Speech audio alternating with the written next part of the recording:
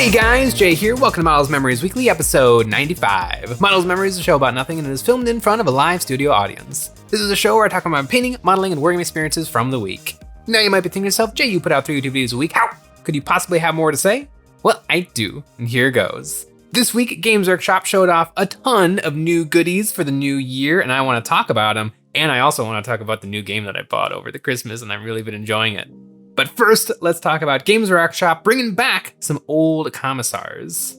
Yarick is back, Old Baelai, and other legends return as made to order. Yarick isn't back. I think he's still very dead, but it is cool to get the miniatures back. I've actually painted Commissar Yarick. A friend of mine plays Imperial Guard, Sean, and I painted his Commissar Yarick. But I also really like that they brought back the old, like 2nd or 3rd edition Commissar Yarick with the crab claw. It's not even a crab claw, it's like a crab 2 fingers, and then he has the rest of a hand.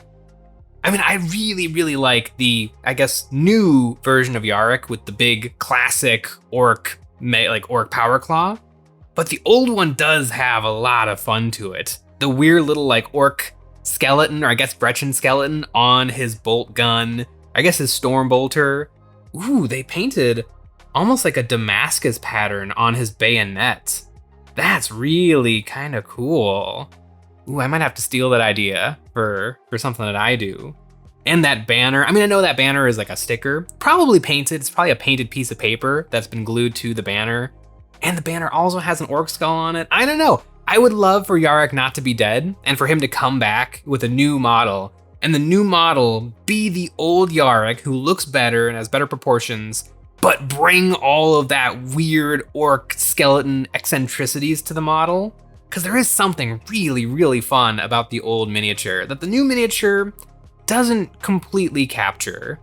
I also think it's completely bizarre that they killed off Yarick, because he's like the most popular Imperial Guard anything, because he's the most fun. The orcs are afraid of him because he's such a badass. It's just awesome, and it's weird to kill off your most famous character. I don't know. Very weird choice. I bet Games Workshop is planning something. I bet they got something in the works where they're gonna somehow bring him back to life or bring him back in some form. But speaking of being brought back in some form, Lord Castellan Creed. Now we have Ursula Creed, his daughter or granddaughter, who I love her character because so Creed is a really ugly guy. He's like a weird, squat, he looks like a villain from like the Ninja Turtles. He looks like a villain of the week. Like, he would be just one thing for the gang to beat up and then have pizza afterwards. But there is something really fun about him. He's very wide. He's very Toad-like. He's got a big old cigar and he's dual wielding his bolt pistols. I really like this model. His coat is preposterous. Like, this is a hand sculpted model, so that coat was originally made out of green stuff or milliput. And so it makes sense for it to be like so big. But like when you put your coat over your shoulders, it doesn't go past your head. It's just such like a wonderful, fun model. And I think Creed is technically still alive. I believe the Necron Trazine has him locked away in one of his Pokeballs. So there's definitely an opportunity for this model to come back. Then Severina Rain, which I didn't realize she had left the Games Workshop web store. I feel like she was available forever. I read the first few chapters of the Severina Rain novels. I need to give it another try because it was pretty good, but I think I had just read who's the other fun-loving commissar? Caiaphas Cain. And Caiaphas Cain is such a great character because he's a normal dude, where all of the other commissars are like the brainwashed, completely devoted zealots of the Warhammer universe. But Caiaphas Cain just is a normal dude with normal sensibilities. And what's great is he just does what you probably should do in these situations. He'll retreat if things are looking bad. He'll hide, he'll run away. And he's like in the world of Warhammer, he's like a horrible coward, basically a traitor, a completely worthless scumbag. But if every commissar was Caiaphas Cain, the Imperium would actually run so much smoother if everybody would just be a little bit more reasonable. And so I really liked him, where Severina Rain is a more typical commissar. In the beginning of the book, I got really sad because she executed one of the guardsmen because a chaos psychic energy forced her to run away. And it's like, she didn't run away. A psychic attack forced her to retreat. And so she didn't deserve to die. And they probably get into it later in the book, like maybe she gets better, or maybe she becomes a little bit more reasonable or a person, but I don't know. I do kind of want the model though. It's a cool character. It's a really, really cool model. One of my favorite commissars, probably second only to the new commissar in the trench coat. I really like the new commissar, but yeah, Severina Rain's really good. I might have to pick her up. And next we got the classic commissars. All of these are fine. They're all pretty good. None of them are lighting a fire under me to really pick them up. I don't think they're better than the current offerings available from Games Workshop. They all had their time, they all had their place. One of them looks a lot like Harrison Ford, which is kind of fun. But other than that, they're all right. It's fun to get them made to order. I wish that they would announce what things they're gonna do made to order, because like I kind of want to pick up Severina Rain, but like if they're gonna bring back some of the Necron guys or the Dark Eldar guys, like I want to know, because I want those models. Where if it's just, oh yeah, sometime in the next few years those models might become available to buy, like I want to know so that I can plan my day and my life around that information. But unfortunately, no. They could even at least just tease, like if, you know, a few weeks ago or maybe hopefully a month ago or something, they were like, hey, there's going to be some Imperial Guard stuff made to order coming soon. And I'm like, oh, okay, I bet I can guess what models those are. They're like, I collect Imperial Guard. Maybe that'd be pretty cool to set some money aside so I can pick up some of these old models. But just having them drop and then you get them or you don't, I'm not a fan. Not a fan. And some classic Inquisitors. They're all right. There's already plenty of really good Inquisitors from Games Workshop. Katarina Greyfox or Kyria Draxus. Some really, really cool miniatures. So I think these guys left and I would be okay with them staying gone. You also really only need like one, maybe two Inquisitors if you want like one to be like Ornos Xenos and one to be Ordos Malleus in your army.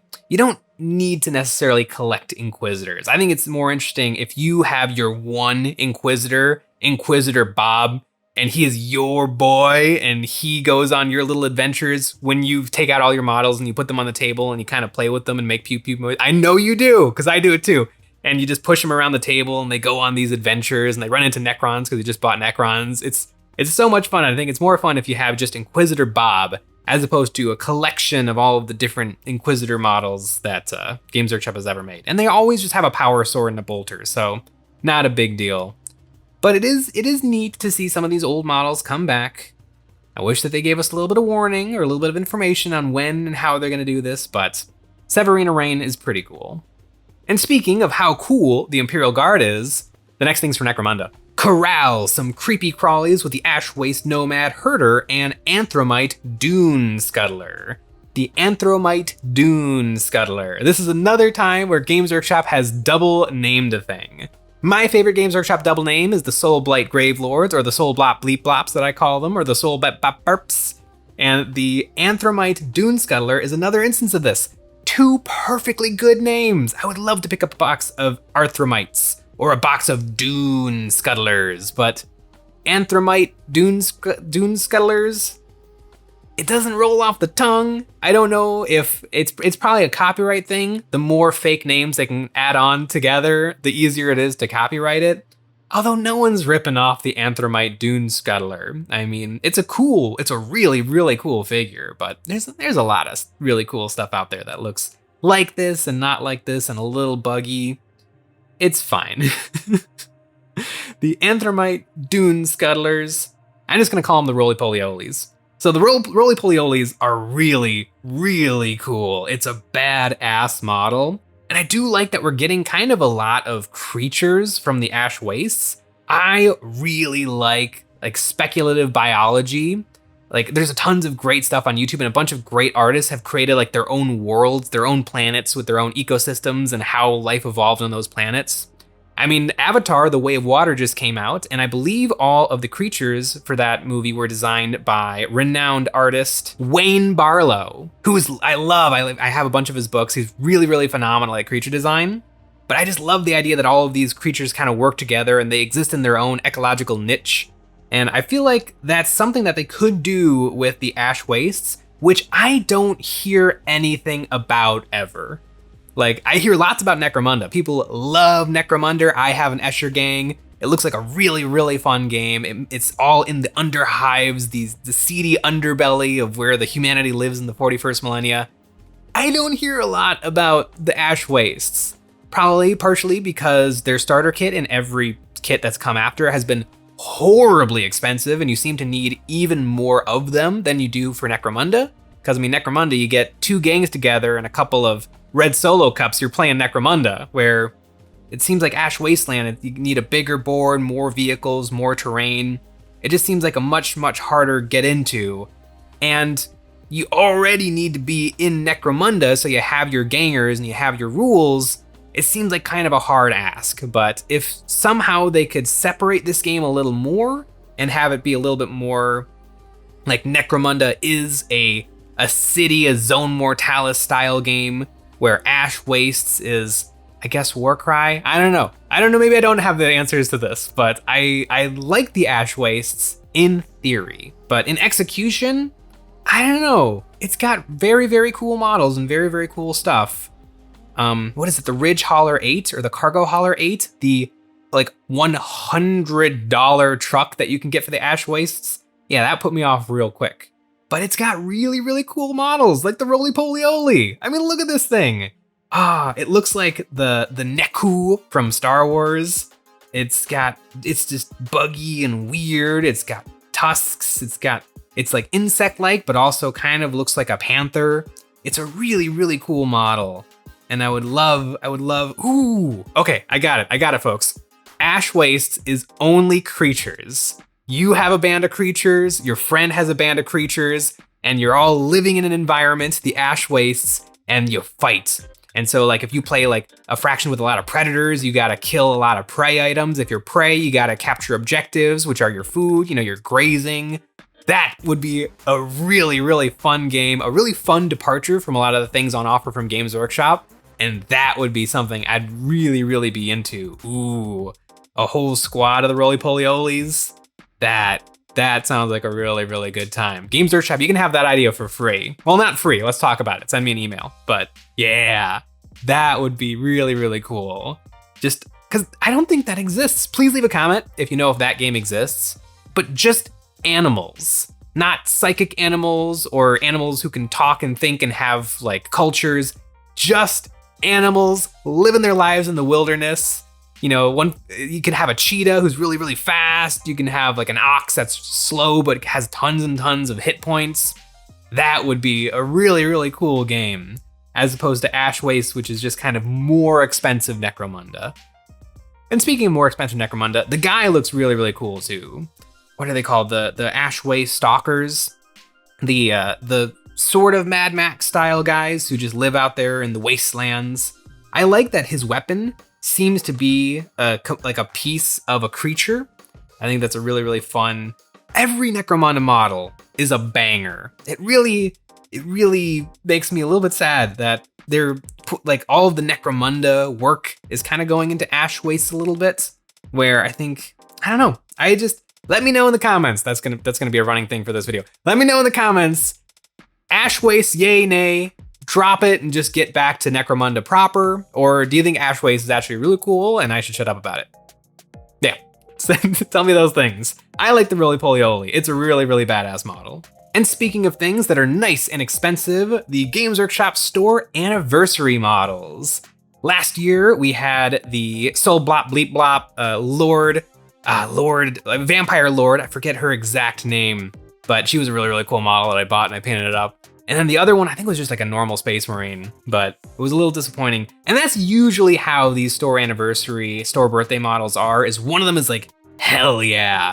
And another one is just kind of like yeah, that's like an exact replica of another model you can just buy. That's $35 on its own. But speaking of that, this year we get a really, really, really cool squat and another squat.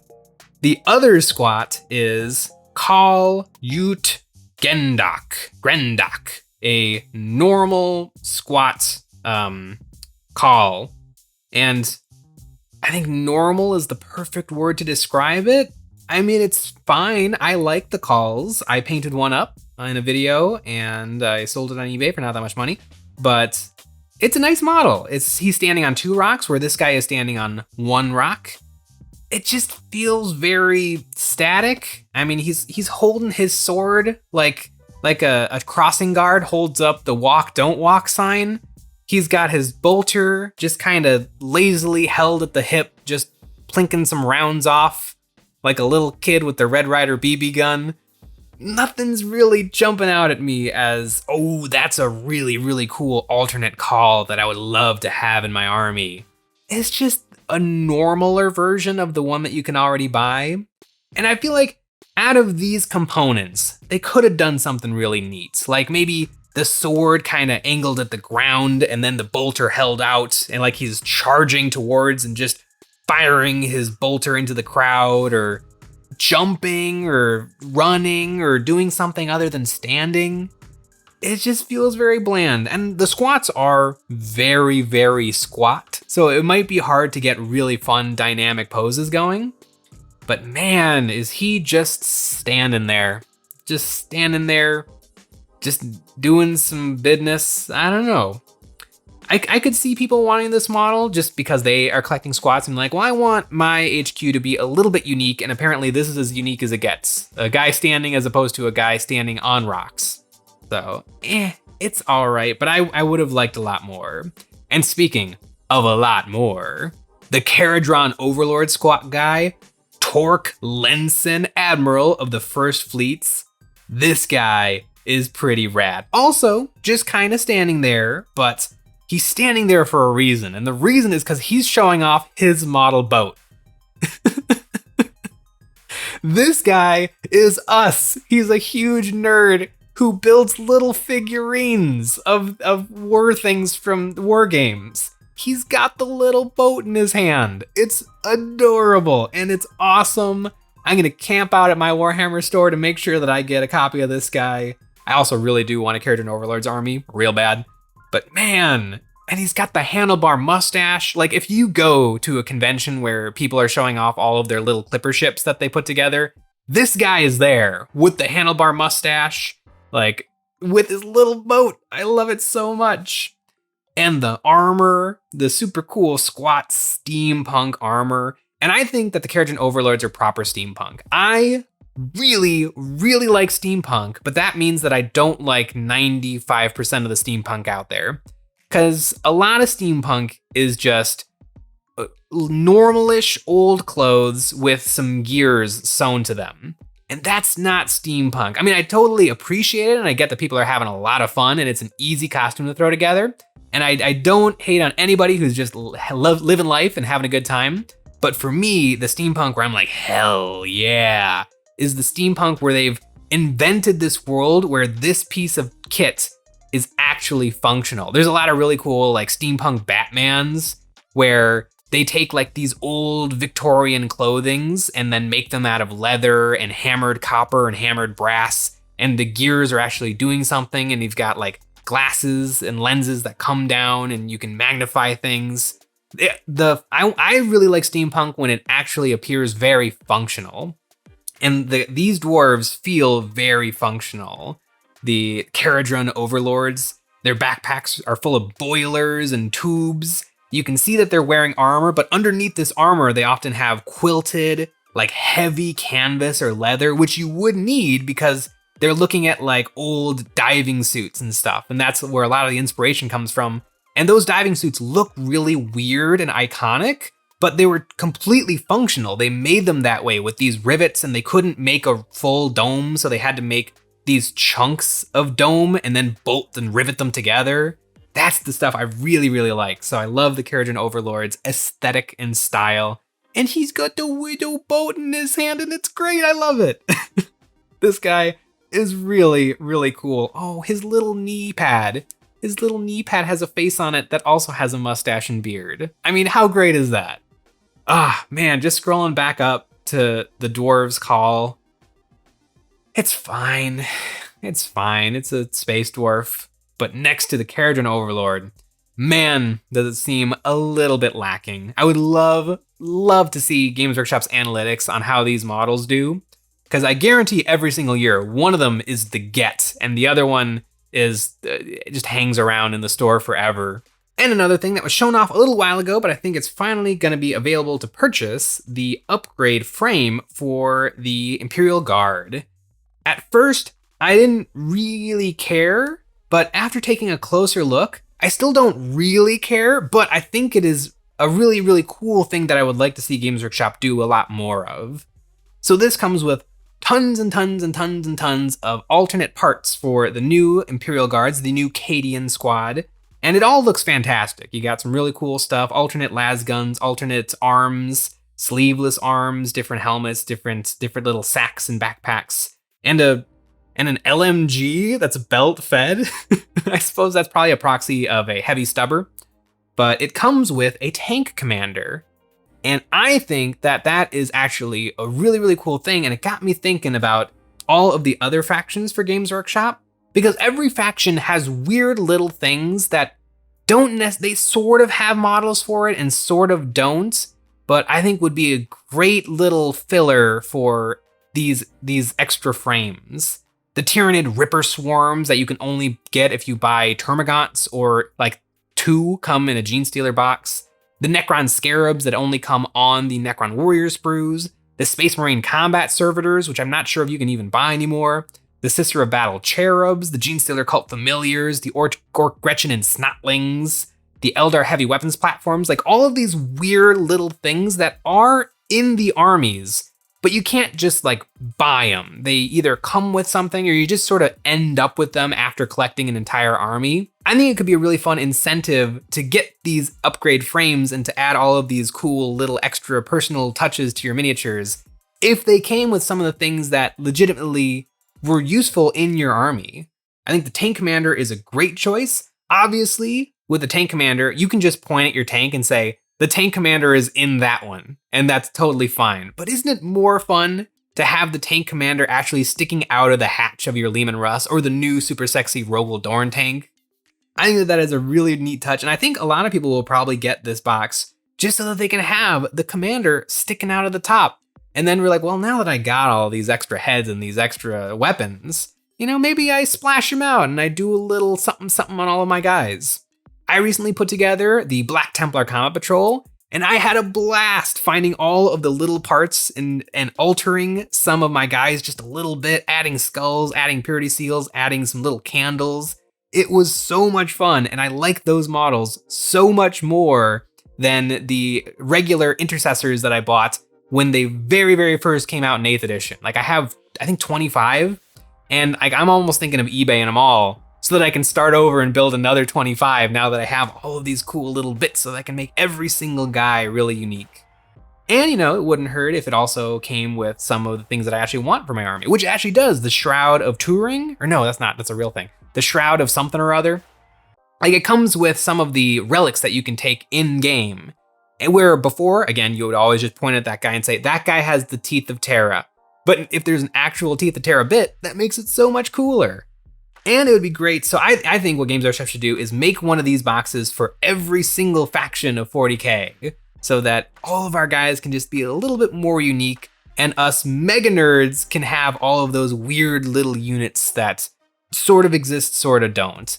I really do want some combat servitors, but you can either get, maybe they still sell the old Squatty Marine Tech Marine that comes with, I think either came with 2 or 4 combat servitors. Although I bet you can't buy that anymore because now they have the Primaris Tech Marine. So I don't know.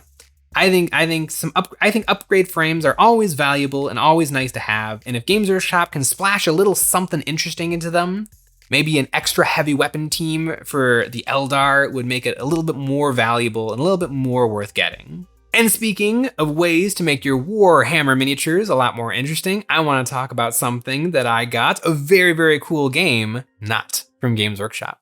Nemesis. This is a board game. And usually I don't like board games. I mean, I don't have anything against board games, but I like miniature war games. And this doesn't really ride the line between war game and board game. This is a board game, but I saw it online and it looked really pretty. I saw Den of Imagination, which is a commission company, did a few sets of this game for people, and the miniatures looked really, really pretty, all painted up. And that's really the key to my heart, is if your game comes with really, really cool miniatures, I get it. But it's a really, really fun game. I got the chance to play it this weekend, and it's really, really, really good. It is an expensive board game. It's like $100. And I don't know that much about the world of board games, but I think that's a pretty dang expensive war game. I mean, there's another board game I really like called Root, and I think Root's only like $50 or $60. And then, you end up spending $300 if you get all the expansions, which we might, but it's a really expensive board game. And so I was wondering, like, well, what's the difference between this game that's $100 and a normal board game that's like, $40, $50, and the Nemesis, the thing that makes Nemesis different is it really, really feels like like an exploration video game. You start out, it's a straight ripoff of the Alien movies, like blatantly, everything is exactly tweaked enough so that there's no lawsuit coming, but it's a really, really fun game. You awake from hibernation, the cryopod doors lift, and you all step out into this ship. You all have memory loss from your time in cryo sleep because you weren't planning on waking up at this exact time. And you wake up to find a dead guy on the ground with a hole in his chest and a ship that's not explored, but you hear creepy crawlies crawling through the vents. And that's it. That's the game. You just have to figure it out.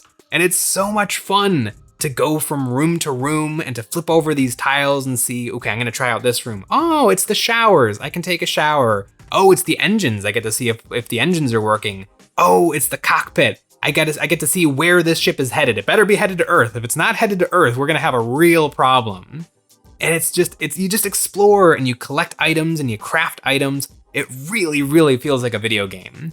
And because it's like a video game, it has a lot of stuff in it. There's probably like over 10 different decks of cards. When we were looking at the rules for this game, it was overwhelming for sure. We watched an hour-long video of how to play, and after that hour-long video, we were all pretty nervous, and I was nervous. I was like, oh, maybe this was not a good game to buy, but it turns out it's really, really good. It does have tons and tons of stuff in it, but once you play a few turns, the stuff becomes pretty self-evident. I mean, the cards all say what they do on them, and the game does a really, really good job of handling the AI of the creatures. The intruders is what they're called. They're definitely not H.R. Giger aliens. They're intruders. But it's great. I know when we were playing, Nick immediately entered a room.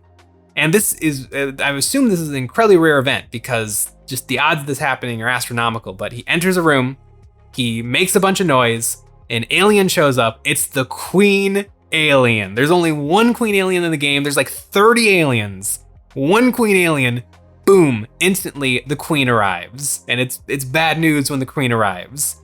And what's I think makes this game really, really fun, apart from like the exploration and just figuring out what's going on with the ship, is you have to work together with everybody because your job is to fix the ship, to get rid of the aliens, to make sure we're going to Earth, to repair the ship, to do all of these things. You have to work together to do all these things. But you also don't need to. There's nothing preventing you from doing whatever you want pretty much all of the time. And so you have to find this balance and you have to screw around with your friends because we all draw objectives at the beginning of the card. And sometimes these objectives are lovely things like make sure that the ship is headed to Earth. And sometimes the objectives are everyone on the ship must die except you. And so now you're just going through the game with that. You have to figure out, okay, I need these people. I need these so-called friends to help me get this all working and make sure we're heading to Earth and that I survive this. I survive this. I can lock them in rooms with aliens. I can suck them out the airlocks. I can lock them in rooms that are on fire. Like, you can do things to screw people over. But you need them. You can't just start the game and shoot everybody. You can't shoot characters, so you have to come up with fun ways to get them killed. You have to activate the self-destruct. You have to do all of these things. And I think that's what makes Nemesis so much fun, is you're not battling each other, but you're not cooperating really either. I mean, I got to the engines, and so I could do an action where I get to flip over the engine card and see if the engines are working or broken. I get to flip it over, but I don't have to show any of them. So I flipped that engine over, I saw that it was broken, I put that card back down, and I said the engines are doing just fine.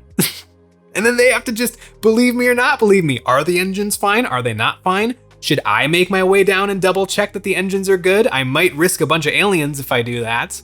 It's a lovely game. And it also comes with tons and tons, I think almost 30 miniatures, and they're not bad. I got started painting up the characters, and each character is a little different. There's 6 to play, so I guess it's a 6-player game if you want to have a really, really big game. But each character can do a little something different. Right here I have the scout, the pilot, the captain, and the gunner. The gunner is really good at killing aliens. The pilot's really good at piloting the ship. The scout is really good at moving silently. And so you have to be like, okay, my objective is to make it to Earth, but I'm the gunner. I can't make sure that we're going to Earth. So I have to help, Nick the pilot or Nick the captain. I have to make sure that he makes sure that we're going to Earth and then kill him. Like, how great is that? I'm almost done painting these 6 guys. They are very, very, very, very tiny, but very detailed PVC miniatures, which PVC just means that they got a little bit of a bendiness to them. But I was still able to do some pretty fun stuff with painting. I can't wait to paint up the other 6. They're taking a very long time to paint. The captain probably took 2.5 hours by himself. A little less time on the rest of them. I'm hoping that time goes down a little bit because I would love to get this entire team painted up for the next weekend of game night because I want to screw over all my friends with beautifully painted miniatures. And you don't have to paint the miniatures because it's just a board game. You don't have to do that, but I'm gonna do it. I'm gonna paint it all up and it'll be lovely and glorious. There's a slime room. There's a room and you flip it over and you're like, I stepped in slime. And now I have to put a token on my board that says I'm covered in slime. It's like Ghostbusters 2. I love it. It is a really, really fun game. But you know what else is really, really fun? That's right, our Patreon. Over there, we have new Wargaming terrain packs available monthly. This month, we have the Dark Factorum, a grimdark factory full of blood and rivets and steel, and it's super modular with over 75 components. We also make one extra episode of Eons of Battle every single week where we take a look at our viewers' miniatures, give them some ideas and critiques of how to improve their painting. We host live Discord hangouts and painting guide PDFs, and we have a new tier where you can get your name on one of my Black Templar Space Marines and join the Immortal Crusade. As much as I love Games Workshop, and I am working on a whole bunch of different Games Workshop armies for the new year, I think Nemesis is definitely going to jump right to the top of the queue in terms of painting, and I'm going to get it all done, and I'm going to have a wonderful, wonderful time. Mark my words, I hope Sean watches this, I am going to suck Sean out the airlock. I don't care if it's not even my objective, I'm just going to make sure that happens, because man, do I want to suck him out the airlock. Okay, bye Sean.